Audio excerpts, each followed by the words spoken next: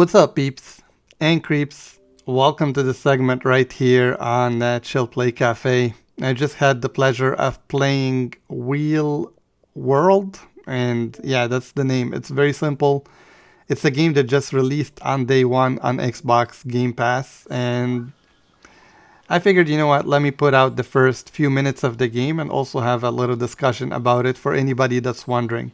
Let's start off with the first thing. It's around $20 American, okay, if you can buy it on your dashboard. And I think it's on discount in some places for $17.99.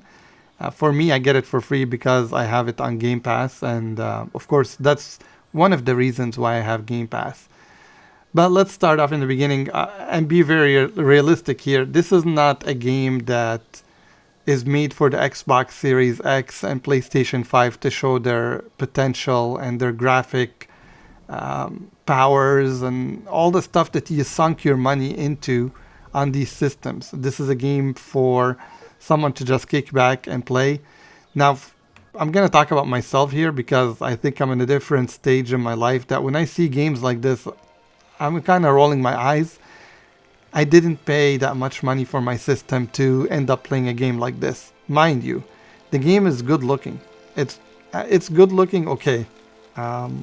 If you remember a game called Auto Modelista or something like that, that was on the PlayStation 2. Back in the day, I would have given my left nut to play a game that looks like this. But we're talking back in the PlayStation 2 days. A game like this, a cel-shaded game, would have been super awesome. And that game was from Capcom. It was cars, and to see the cars cel-shaded, I was melting. I was like, when are we gonna get a Ridge Racer that looks like this, or a Daytona that looks like this? And the possibilities were endless. But the developers never went this route, and cel-shaded games were never something that they gravitated toward. Everything was polygons. We started going in the Assassin's Creed and the Batman route, and it was realistic, and it did the job, right? It got us very impressed, and it progressed the graphics on different systems in order to get us more addicted to the games that we all love today. So to see these games kind of getting released right now, there is a nostalgia feeling to it that you're like, oh man, I miss those days when these graphics used to appeal to me, and they still appeal to me somewhat. But the basic mechanics behind the game kind of repels somebody like me right away. I'm an older gamer, so I've been around for a long time. I've seen so many tricks when it comes to racing games, to exploring games, that sometimes when it's repetitive, it kind of makes me just shrug it off really fast. And I feel this was the feeling here with this game. I played it for around 16 minutes. I understood the mechanics of it. You basically have the gas and the brakes to pedal. You have a boost button. There could be other stuff that's going to come down the line, like probably some tricks you can do with the bike. You can jump up in the air or whatever. I didn't really want to venture into that because I got bored right away. What you're supposed to be doing is collecting stuff in order to restore this bike into, the shape that it used to be from what it is right now. If you have the patience to do it, you're going to go around on an island and you're going to be racing different people.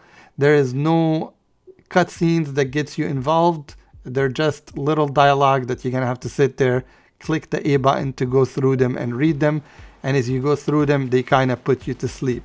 Again, this is from an older gamer perspective.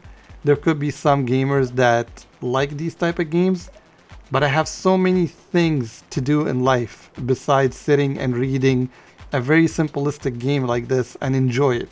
I have racing like this in Grand Theft Auto with cars, planes, and bicycles, and motorcycles. So for me to get my wheels blown off with a game like this, it's not really gonna happen. But at the same time, I see the appeal for some people if they want to kick back and relax and play a very simple game. And simple is basically written all over this game. The whole time I was playing it, I just felt like I could have been playing this game on a mobile device like an iPhone or an Android. I just didn't see it on an Xbox Series X pushing its limits and representing for this day and age. I would give it a 5 out of 10 if we're looking at a 10 as the highest score. It doesn't do too many things wrong. There's still some good aspects to it. The graphics, it controls well. There's some racing here. But then again, it does so much other things wrong. There is no dialogue or story behind it. It's very one dimension. You're gonna be on the bicycle most of the time, just collecting stuff, opening shrines in order to upgrade it and get all the parts. It's gonna feel very repetitive. Probably within like 15 minutes to most people. I would give it a 5 out of 10 and I would call it a day. Alright you guys, thanks for joining me on this video. Hope I didn't depress you. I got depressed. I saw the graphics, I was really happy. But that's, I guess, an adult gamer's perspective on gaming that we have in 2025 with all the cutbacks that they're doing. And if someone tells me this game was made by ChatGTP, I'll be like, doesn't surprise me, because it's very, very simple. From the art style to everything it represents. I'll see you guys on the next segment. You stay safe out there.